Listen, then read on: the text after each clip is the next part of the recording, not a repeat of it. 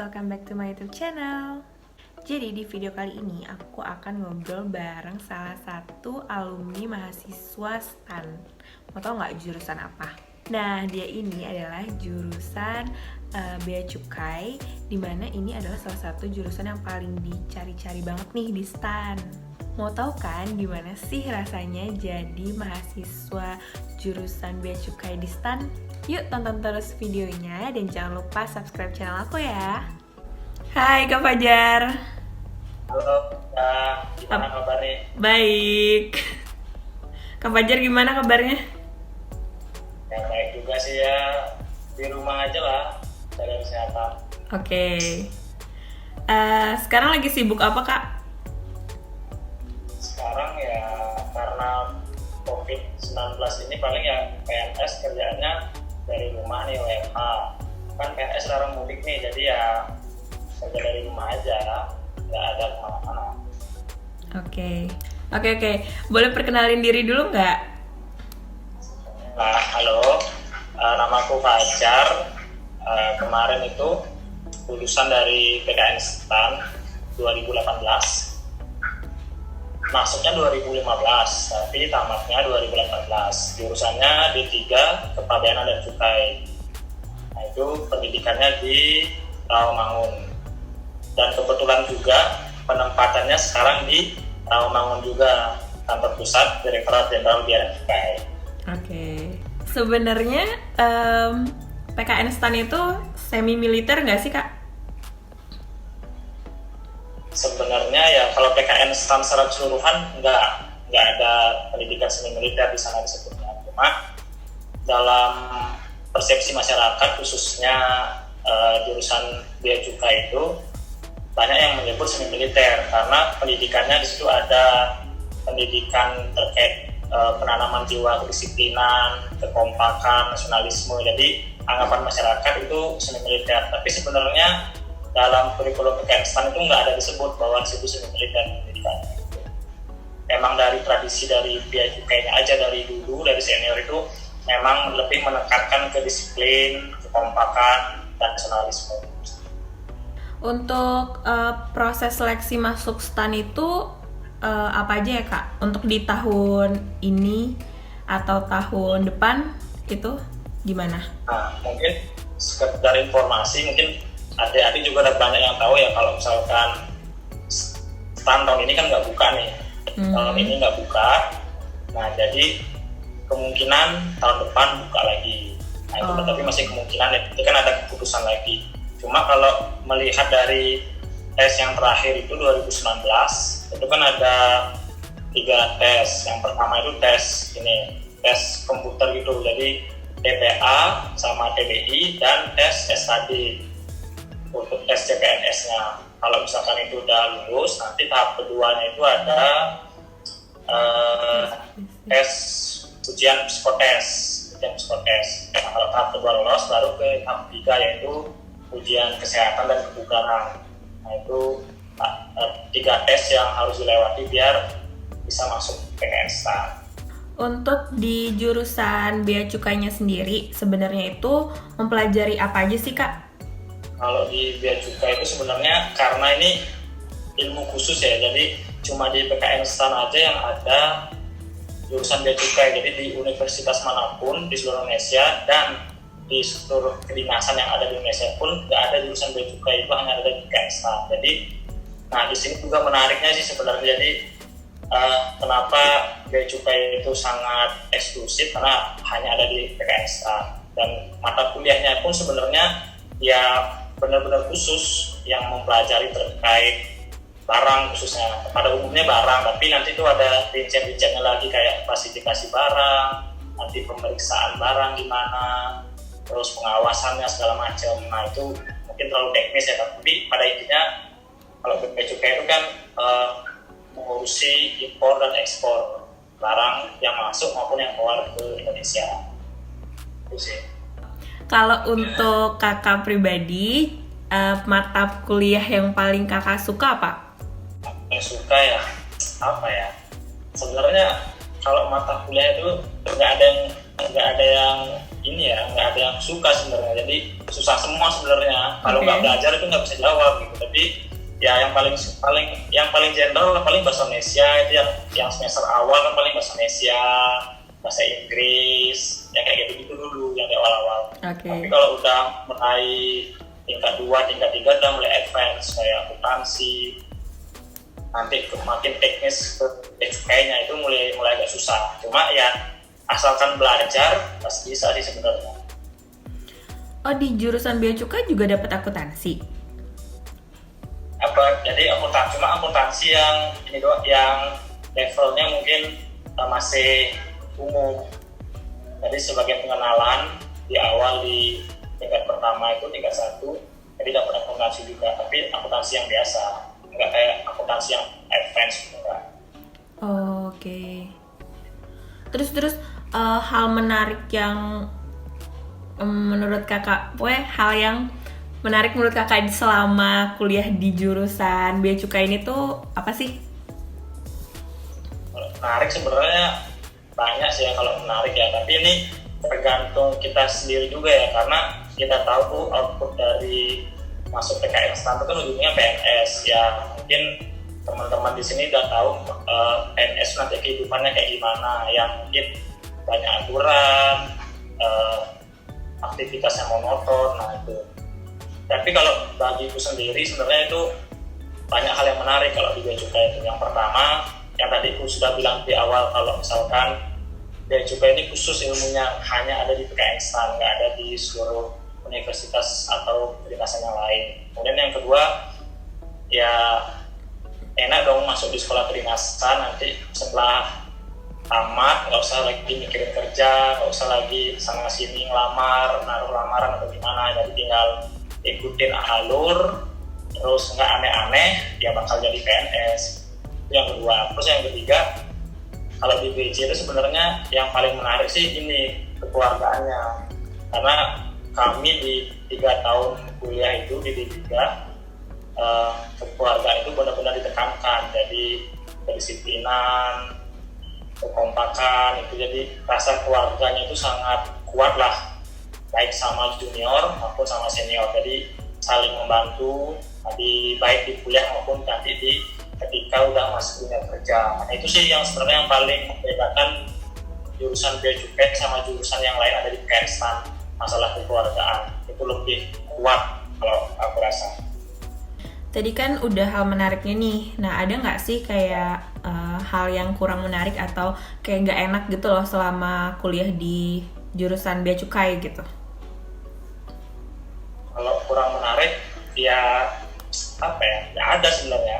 Cuma mungkin bukan kurang menarik ya, tapi ini tantangan sebenarnya. Kalau di PKN STAN itu secara umumnya kan ada sistem DO tuh. Nah, sistem DO ini mungkin bagi sebagian orang itu bukan sesuatu hal yang menarik. Jadi kuliahnya nggak bisa tenang, nggak bisa nyaman karena setiap semester bakal ada selalu ancaman DO. Nah, tapi ini sebenarnya bukan yang menarik sih bagiku, tapi ini sebagai tantangan buat mahasiswanya biar tetap terus mau belajar dan berkembang. Jadi nggak hanya stuck di level itu, terus mau berkembang. Karena ya dengan adanya DO ini mau nggak mau kita harus tetap dituntut untuk belajar kan. Mau nggak mau kita harus tetap terus mencari tahu kan gimana caranya biar nggak DO. Terus kalau nggak bisa, gimana caranya biar bisa, entah nanya senior atau googling sendiri. Nah itu, karena itu sih tantangannya kalau bagiku. Kan kalau misalkan di kampusku ya, kalau misalkan di kampusku itu di jurusan psikologi nanti kita ada peminatan nih di semester, misalkan semester 4 gitu ada peminatan, ngambil peminatan A, B, C gitu. Nah kalau misalkan di jurusan bea cukai di STAN itu ada nggak sih kayak peminatannya lagi? Peminatan enggak sih, nggak ada peminatan lagi karena kita dari awal itu sudah jurusan bea cukai, nanti kerjanya di bea cukai, jadi gitu. Jadi nggak ada lagi jurusan peminatan kemana-mana lagi karena udah ya jurusan bea cukai nanti kerjanya di bea cukai gitu. Nggak ada sih jurusan peminatan kayak gitu lagi. Oke. Di bea cukai. Kalau prospek kerjanya itu berarti udah pasti jadi PNS di bidang bea cukai. Kalau dibilang pasti enggak juga, dan mungkin 99%, karena kan nanti tahap menuju PNS itu kan ada kayak prajabatan, pelantikan, nah segala macam. Jadi ada syarat-syarat yang harus dipenuhi. Contohnya misalkan tidak boleh ada kena hukuman disiplin kayak gitu. Terus mungkin nggak ada aneh-aneh lah, misalkan melakukan tindak kriminal. Nah itu kan ada syarat-syarat menuju itu. Makanya ada namanya CPNS. Nanti CPNS itu selama 1 tahun kita bakal, istilahnya kalau di swasta itu magang. Jadi selama 1 tahun kita di magang dulu. Nanti setelah magang itu baru kita dinilai ini layak nggak diangkat jadi PNS atau enggak. Nah itu sebenarnya kalau dibilang pasti jadi PNS enggak, tapi 99% itu bisa jadi PNS asalkan ya kita ngikutin alur, nggak aneh-aneh. Itu sebenarnya. Terus kalau misalkan orang yang gagal dalam hal itu, dia berarti gimana? Berarti ya nggak diangkat jadi PNS, ya udah keluar langsung. Oh gitu, nggak bisa nyoba tahun depan gitu? Nggak bisa, karena itu kan istilahnya kalau nggak diangkat PNS lagi kan pasti dia melakukan hal-hal aneh nih. Contohnya misalkan hukuman disiplin, istilahnya kalau udah melakukan hukuman disiplin yang sedang berat itu kan udah ya nggak memenuhi lagi nilai-nilai dan etika dari PNS itu kan. Jadi nggak bisa diangkat dari PNS lagi. Otomatis dia bahkan kalau nggak salah itu ijazahnya pun bakal nggak bisa diambil, dan itu pun harus ditebus gitu ijazahnya. Oke. Karena kan dia selama kuliah itu dibayar sama negara. Jadi kalau mau dapat ijazah ya harus ada uang tebusan untuk menebus ijazahnya, karena dia nggak berhasil jadi PNS gitu istilahnya. Oke. Terus kalau misalkan D3 Bea Cukai gelarnya apa sih? AMD gelarnya, kan D3 diploma. Apa? AMD? AMD ya. Oke. Terus kalau misalkan kan lulus nih D3 terus kerja, bisa nggak sih mau lanjut kuliah S1 gitu? Bisa banget mah kalau itu. Cuma kan di Kementerian Keuangan khususnya itu ada syarat-syarat tertentu. Contohnya kalau aku nih kan D3 nih, bisa lanjut kuliah lagi setelah 2 tahun masa kerja. 2 tahun masa kerja sejak TPNS. Aku masuk 2018, berarti nanti 2021 aku baru bisa lanjut kuliah lagi. Nah itu pun kuliahnya pilihannya kan sebenarnya banyak. Di STAN pun ada D4, dan itu pun beasiswa juga. Tapi kalau mau ekstensi di luar bisa juga, tapi dengan biaya sendiri. Tapi ya tetap kerja dulu, yang kerja jadi kuliahnya kita malam ekstensi. Oke. Kalau misalnya untuk lanjut kuliah S1 itu boleh bebas pilih jurusan apa aja? Boleh, kalau itu bebas, terserah kita jurusan. Cuma kan ya namanya PNS ya pasti ada bidang-bidang tertentu yang ya nggak mungkin lah kita misalkan PNS ngambil jurusan desain gitu kan nanti S1-nya. Paling ya cenderungnya ke mana hukum, manajemen, ilmu komunikasi ya kayak gitu kan. Jadi yang cenderung yang bisa dipakai lagi ilmunya di ini. Dan itu pun sebenarnya buat menunjang karir juga. Kalau misalkan jurusan kita nggak match sama apa yang kita kerjakan kan ya percuma kan sebenarnya gelarnya buat apa. Terus rencana ke depan Kak Fajar mau lanjut S1 atau enggak? Ya kalau rencana sih ada ya, maksudnya kita nggak mau lah stuck sampai di sini kan, mau lanjut entah nanti dapatnya di mana ya disyukurin aja, entah S1 esensi atau lanjut D4, itu mah tergantung nanti lah di mana. Yang penting sekarang masih fokus ini sih, masih fokus kerja, belum mikirin itu karena kan masih tahun depan nih. Cuma ya mungkin udah akhir-akhir tahun ini paling baru mulai kepikiran mau lanjut apa enggak. Oke, kalau misalkan mau lanjut, rencananya di jurusan apa? Kalau lanjut ya sebenarnya sih kalau bisa ya di D4 di STAN lagi. Bukan sebenarnya gratis juga beasiswa. Kalau misalkan nggak dapet ya belum kepikiran mau jurusan apa, sama sekali belum kepikiran. Oke, jadi sebenarnya semua udah sih, cuma terakhir kesan selama selama kuliah di jurusan Bea Cukai itu apa, dan pesan untuk yang mau ambil jurusan Bea Cukai. Apa ya, kalau kesan selama kuliah, nah itu sebenarnya yang sampai sekarang masih terasa itu, sampai sekarang itu dari kuliah sampai sekarang maksudnya ketika udah kerja itu rasa kekeluargaannya sih. Meskipun sekarang kan teman-temanku nih totalnya 135 nih satu angkatan. Nah itu tuh ditempatkan di seluruh Indonesia, dari Sabang sampai Merauke. Jadi di Sabang ada, di Merauke ada, di seluruh Indonesia ada lah, dari Sabang sampai Merauke.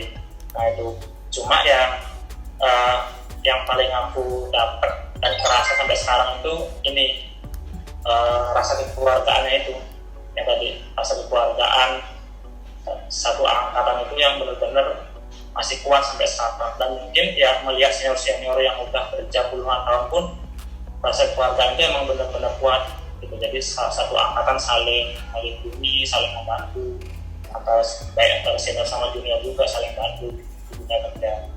Nah itu kesan yang benar-benar paling masih tertanam banget lah kalau masalah keluargaan sampai sekarang. Kalau kesannya ya buat adik-adik yang mau ngelamar PKN STAN tahun ini ya mau nggak mau harus dipending dulu setahun kan.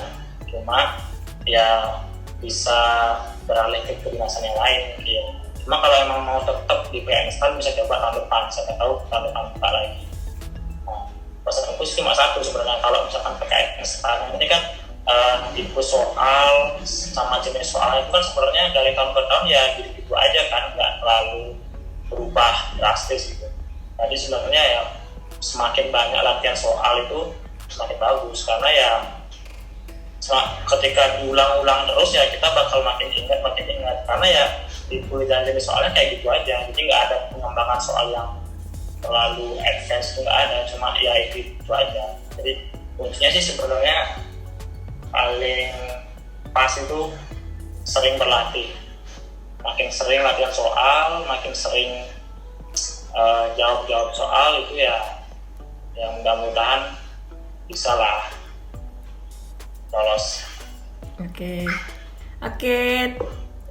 Udah sih sebenarnya udah selesai. Makasih banyak ya Kak udah mau aku ajak ngobrol-ngobrol. Udah mau sharing juga tentang pengalamannya. Ya Udin, makasih ya. Ternyata kita sudah lama, iya. Oke, bye-bye. Oke guys, itu tadi ngobrol-ngobrol aku bareng Kak Fajar. Buat kalian yang mau request jurusan apa lagi yang perlu aku bahas, kalian bisa komen di kolom komentar. Dan buat kalian yang belum subscribe channel aku, don't forget to subscribe, like video ini, dan share ke teman-teman kalian. Oke, gitu aja. See you on my next video. Bye-bye.